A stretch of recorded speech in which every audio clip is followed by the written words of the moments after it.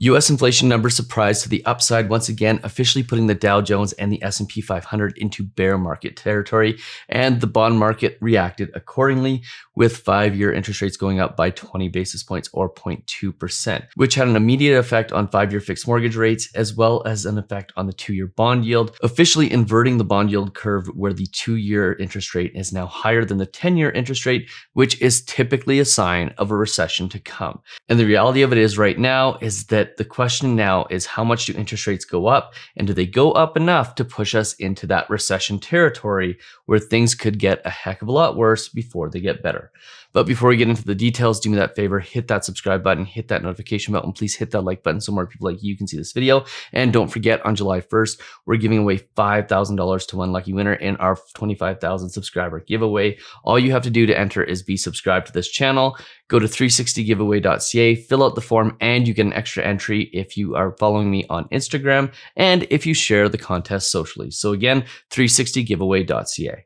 Okay, so we're going to get right into it today, and we're going to jump you into the news headlines here. This is obviously the big one. The Dow Jones and the S&P 500 officially moved into bear market territory. What this means is that they are off of their January peak, and they're also now below the January of 2021 level. So all of the gains that happened in 2021 have essentially been wiped out, as well as any gains that were made in early 2022. So this is absolutely huge news.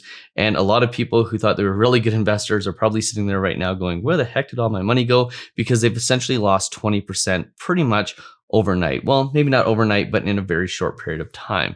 And as a result, here's what happened. The 5-year Canada government bond yield went up to 3.5%. Now, if you take a look at it for basically the last 3 months, you can see that this has been increasing and increasing and increasing. And we thought we were going to get a little bit of a reprieve here once it got to 3%. Well, we now see this 5-year bond yield up around 3.5%, which means 5-year fixed rates are now officially above 5%. If you're looking for a rate hold for 120 days, you're probably going to have to lock in that rate hold above 5%. Now, if you have a live deal, you can still get interest rates below 5% on a 5-year fixed mortgage, but for the most part, most 5-year fixed rates are in and around the high 4% range, and probably in the next few days to the next month, who knows when it'll happen, but all of those rates on 5-year fixed mortgages will be above 5%. Now, with respect to the yield curve, this is what we call the yield curve. So this is basically the 1-year bond, the 2-year bond, the 3-year bond, the 4-year bond, the 5-year bond, up to the 10-year bond, and all the way to the 30-year bond. And in a normal market, in a normal environment, see this blue line, this is what bond yields look like last year. And you can see it gradually curves up. The 2-year yields are typically lower than the 10-year yields, and that makes sense. The longer you buy a bond for, the more you would expect to have in return. And as you can see that for the first time in quite some time, we now have the Canada 2-year bond at 3.412%. and the 10-year bond at 3.51%. Now, earlier in the day, these were actually inverted. The 2-year bond had a higher yield than the 10-year bond, and that is typically a sign of a recession that is imminent. So there's a lot going on here, and the question now becomes is, how much do interest rates go up? Because it's clear that the Federal Reserve in the US is probably going to make a jumbo hike, perhaps 0.75%. The market is now factoring in a 26% likelihood of that happening at the next meeting on Wednesday here. And the Bank of Canada in July is probably going to follow suit. And the question is, how high do interest rates go up? And what's really interesting, and I want to point to this article here, is Benjamin Tal has pointed out that the conversation is no longer around inflation, but how high do you increase interest rates to snuff out inflation? And I want to pull out a couple quotes from Benjamin Tal in an article from the Real Estate News Exchange. This was in a speech that he gave recently, and this is dated June 8th, so just before the weekend. And there's a few interesting quotes here. First and foremost, he says this: just because the market is expecting it doesn't mean that that's right. The market can be wrong and has been wrong in the past. And in this case, he's referring to interest rates going up to 3.5%. And then he goes on to say, I can tell you that the difference between 2.5% and 3.5% is the difference between no recession and a recession.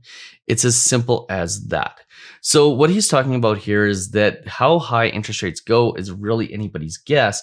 But if they go up to that 3.5% range, we can pretty much be guaranteed that we're going to find ourselves in a recession. And that's going to mean job losses. And the biggest problem that the US Federal Reserve has right now is that balance between jobs and inflation.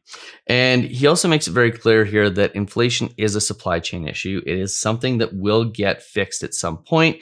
He claims in here that 2 years from now, we will have inflation back down at 2%. But the question is how fast and how furiously, movie quote there, how fast and how furiously the US Federal Reserve and the Bank of Canada choose to kill demand on the demand side by increasing interest rates and shrinking the amount of money that's available to Canadians and Americans, and therefore reduce inflation by just eliminating the demand for it. So it's a really interesting conversation. And he seems to be alluding to the fact that interest rates may not go up as much as expected. I have to say I'm probably in a similar sort of thought process as him, because if interest rates do go up substantially more, especially when you look at things like this, the article from Manulife and the study from Manulife, where they suggest that nearly 1 in 4 homeowners would have to sell if interest rates rise more. Well, if interest rates continue to go up, there is going to be some people who start to have this on their mind. Now, I have to question this headline and the validity of the study, especially when the Bank of Canada has shown that only about 35% of Canadians actually have a mortgage, and quite a substantial number of people have no mortgage at all. But the reality here is that how much interest rates go up is ultimately going to be the indicator of how bad things get from a recessionary standpoint. And from there, we're probably going to see at some point interest rates start to come back down. And yes, we're seeing some softness in the Toronto market and the Vancouver market. That is likely healthy. I think the commodity-rich markets like Alberta and Saskatchewan, by the way, Saskatchewan's probably going to have a very significant uptick in their economy thanks to the worldwide fertilizer shortage that's happening right now. I think there's going to be certain provinces in Canada, even with higher interest rates, and keep in mind that where interest rates are going is to more normalized levels. These are not high interest rates. This isn't 10%, this isn't 20%, and very likely we're going to see interest rates come back down at some point, which again is why we talk about variable versus fixed and the penalty problem with fixed rate mortgages. But at the end of the day, here's the reality of it is we're going to have certain economies, certain real estate markets that do really, really well. We're going to have certain markets, certain economies that do poorly. And the best thing that you can do as a consumer is make sure from a mortgage perspective that you've got flexibility if you have a mortgage. And again, that means probably holding on to a variable rate, because if Benjamin Tal is correct and interest rates are going to go up and then at some point they're going to have to come down again, then we're going to find ourselves in a situation where you want to be positioned so that you can get the best rate when interest rates do start to come back down. So if you found this video useful, do me that favor, hit that subscribe button, hit that notification bell. Please hit that like button so more people like you can see this video. Don't forget about that race to 25,000 subscribers giveaway, and we'll see you on the very next one. Cheers.